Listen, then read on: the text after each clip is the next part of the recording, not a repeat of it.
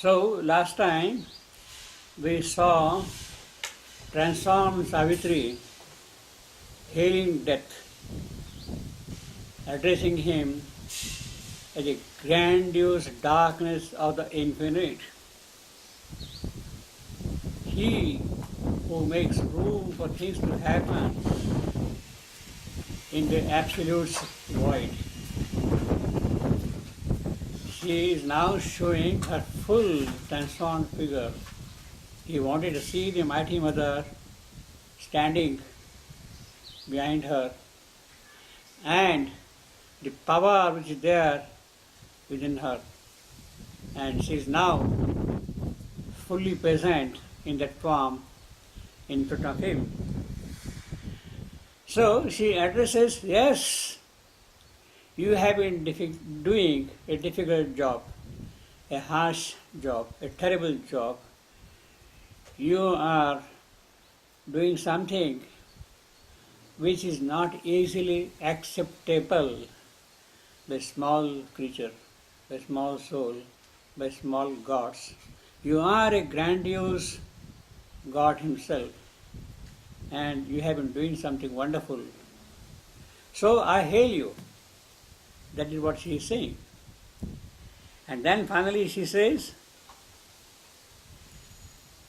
you have been doing something good for me, therefore leave death a while, because I want you to be my instrument. Even in this form, I want you to be my instrument. Leave death a while, be still my instrument. One day, man too shall know the fathomless heart of silence and the brooding peace of night. The fathomless heart of silence and the brooding peace of night. This is what you will also understand, recognize, see the meaning behind it. One day, man too shall know the fathomless heart of silence and the brooding peace of night. So that is your greatness. You have taken the figure of night, but it is full of peace. Your heart has some depth, deeper and deeper as it goes. It reveals something marvelous, something which has to happen. And because it has not happened, therefore there is a kind of a silence. One day, man too shall know thy fathomless heart of silence and the brooding peace of night and grave obedience to eternal law and a calm, inflexible pity in thy gaze. You are the ordiner of the worlds. You are the upholder of law. You are the one who is maintaining here Satya Dharma. You are the son of Sun God himself, Vivasvata, and you have a role to play here, and you are doing it in a marvelous way. One day man too shall know the fathomless heart of silence and the brooding peace of night and grave obedience to eternal law and a calm, inflexible pity in thy gaze. Nobody can deny your decree. Whatever you will do, whatever you will to do, that shall be. Man cannot but accept it. But he will one day recognize the meaning of that. And a calm, inflexible pity in thy gaze. But now, yes, this will happen. But now, O timeless mightiness, you have been here since the beginning of time, in a timeless flow of things to happen. But now, O timeless mightiness, stand aside and leave the path of my incarnate force. That mighty mother is telling Death, yes, all these things happen, but now a moment has come that you have to step aside. You are standing across the path of the divine event. Now you better move away from that place. Leave the path of my incarnate force. My incarnate force, Savitri, who is standing in front of him, the human incarnate mighty mother who is standing in front of him, let her do her work. Do not come in her way. Step aside and let her proceed with her mission. But now, O timeless mightiness, stand aside and leave the path of my incarnate force. Relieve the radiant God from thy black mask. You have been holding back the soul of Satyavan in the darkness. Relieve him now. Time has come that he should come out of it, and things have to move forward. So, relieve him now. Relieve the radiant God, that is Satyavan, radiant God, from thy black mask. Release the soul of the world called Satyavan. Freed from thy clutch of pain and ignorance, that he may stand master of life and fate. Man's representative in the house of God, the mate of wisdom and the spouse of light, the eternal bridegroom of the eternal bride. So these are the descriptions of Satyavan, whom Yama, death, was holding back. Who is Satyavan? He is the radiant God. Who is Satyavan? He is the soul of the world. Who is Satyavan? Who has been held in the clutch of pain and ignorance. What is he going to do? What is going to happen to him? He shall be the master of life and fate. And who is Satyavan? He is the representative in the house of God. God himself has come here in his form. Representative in the house of God, Manomaya Purusha, who has taken the form of Satyavan to make progress. Man's representative in the house of God, he is the mate of wisdom. The Prajna consciousness, all knowledge is in his possession, and he is the Lord of that wisdom. Who is Satyavan? He is the spouse of light. He is the counterpart of light itself, light herself. That is Satyavan's description. He is the mate of wisdom, he is the spouse of light, he is the eternal bridegroom of the eternal bride. Who is the eternal bride? Savitri. Who is the eternal bridegroom? Satyavan. They have been here since the beginning of the earth. They had to be together. So, it is Satyavan who is the mate of wisdom, the spouse of light, that is Savitri. He is the representative of man in the house of God. He is himself the radiant God. He has accepted the law of suffering and pain and death and ignorance for a certain purpose. And now it is he who has to do his work, because Savitri has won him back from death. Let us read that passage again. Leave death awhile, be still my instrument. One day, man too shall know thy fathomless heart of silence, and the brooding peace of night, and grave obedience to eternal law, and a calm, inflexible pity in thy gaze. But now, O timeless mightiness, stand aside and leave the path of my incarnate force, that is Savitri. Relieve the radiant God from thy black mask. Release the soul of the world called Satyavan. Freed from thy clutch of pain and ignorance, that he may stand master of life and fate. Man's representative in the house of God, the mate of wisdom and the spouse of light, the eternal bridegroom of the eternal bride. That is Satyavan, who is held back by death.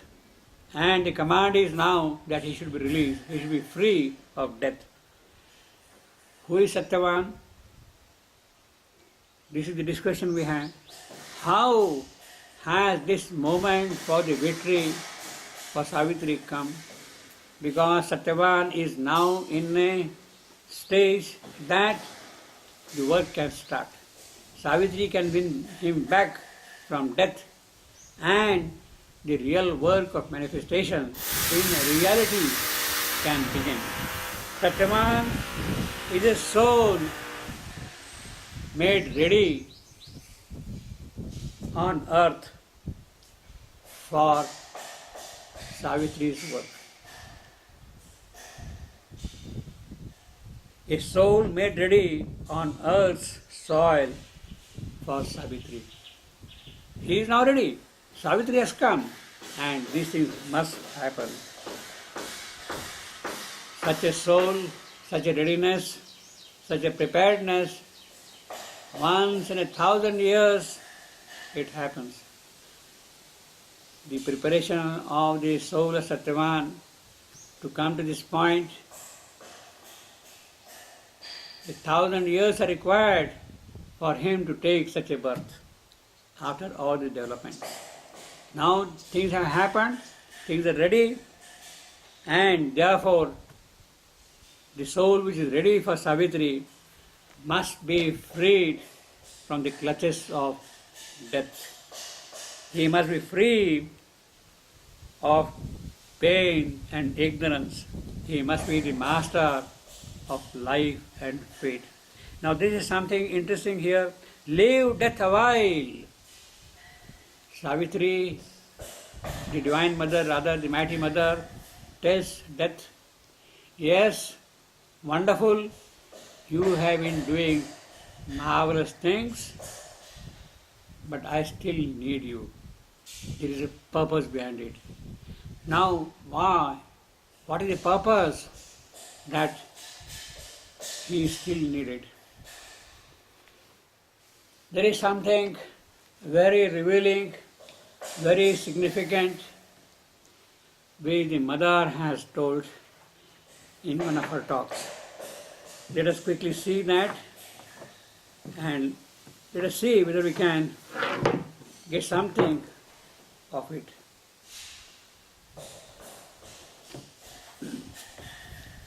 This is from a talk dated 15th July 1972.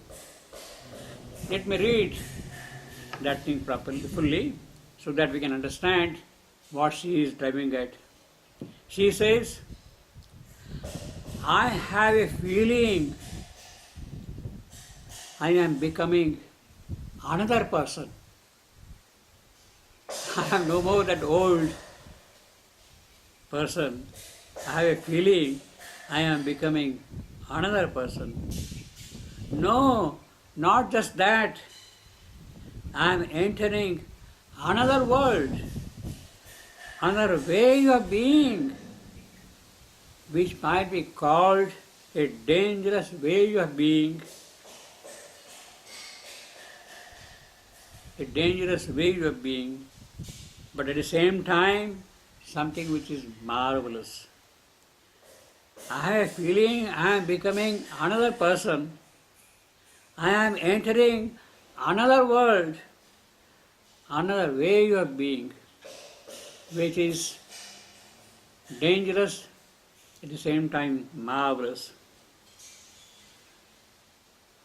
Then she says, more and more the body is a sensation, the physical, the body is sensation, is that faith alone can save. There is now a strong sensation in the physical cells that it is faith in the physical cell which will save it. More and more the body sensation is that faith alone can save. Knowledge is yet not possible. So only the faith can save. Physical cells are not yet ready to receive the knowledge, but they have a strong faith, and it is that faith in them which can save them. But faith can save still sounds like an old manner of speaking. Shraddha, faith can save. Well, that is the tradition. It is the way of traditionalists to speak that way. How to phrase it? The feeling that the relation between what we call life and what we call death is becoming more and more different. The relationship between life and death, the way we understand life, the way we understand death, that relationship between them is now becoming more and more different. It is not our conventional, traditional relationship that we see in life and death. A new relationship is perceived between life and death. Yes, different, completely different. It is no more that old thing. Not that death disappears. Yes, live a while, oh death. Not that death disappears. Death is still there. Mind you, death, as we see it, as we know it, and in relation to life, we know it, the conventional association of life with death, it is that which disappears. That is not it. Not it at all. Both are changing. Conventional notions of life and of death. Life as we understand, death we understand, both are changing. It is not that our understanding is changing, but that aspect of life and death is changing. Both are changing into something we don't yet know. What is going to happen to life and death, we don't know yet. Which seems at once extremely dangerous. The change seems extremely dangerous and absolutely marvelous. Simultaneously, it is dangerous and marvelous, that change. Dangerous, the least mistake has catastrophic consequences. You make a small little slip here and you fall into the pit forever. That is the dangerous thing. And of course, marvelous, splendid, luminous, grand, beautiful, powerful. All those things are also there simultaneously within that. Seems at once extremely dangerous and absolutely marvelous. It is the consciousness, the true consciousness of immortality. True consciousness of immortality. Not immortality as we understand. It is another sense of immortality. Not immortality as we understand it. Something else. Something else. It is that consciousness which is taken possession of what we have been looking at, life and death. Our natural tendency is to want certain things to be true. We want, yes, this should happen, that should happen. That is our natural tendency. That is how we have grown. Those which we like, those which are favorable, it is those things which we want. That is our natural tendency. And other things to disappear.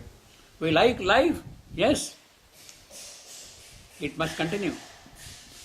We don't like death, yes, it must disappear. No, it must disappear. That is our natural tendency. Life should exist and death should disappear. Our natural tendency is to want certain things to be true and other things to disappear. But it is not so. It isn't like that. Everything is different. We have been kind of suggesting that this life should continue and that death should disappear. It is not that. Our natural tendency is to want certain things and other things to disappear. But everything is different. Different. From time to time. For a moment, a marvel. But the very next minute, the feeling of the dangerous unknown. What is going to happen? No idea. Feeling of a dangerous unknown. There you are. That is how I spend my time. The body doesn't even have faith. It has some kind of faith, no knowledge, but now you see that the body doesn't have even faith. The body doesn't even have faith in its own faith. Whatever faith it was carrying, even that faith is doubted by body. The body doesn't even have faith in its own faith.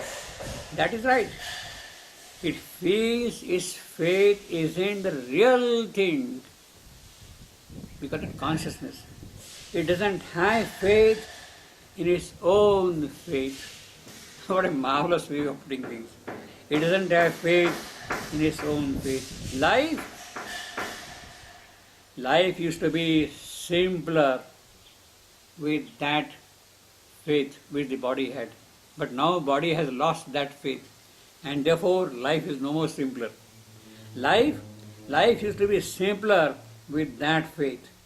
That predetermined over all else. But now everything gone. There is only the feeling of a new consciousness, a new relationship, a new understanding of life and death, of immortality. It is not a conventional immortality which is attractive. There is some other kind of a true immortality towards which things are moving. Therefore, when Savitri says, when the mighty mother says, live a while, O death, well, that's a marvel. It has to happen that way.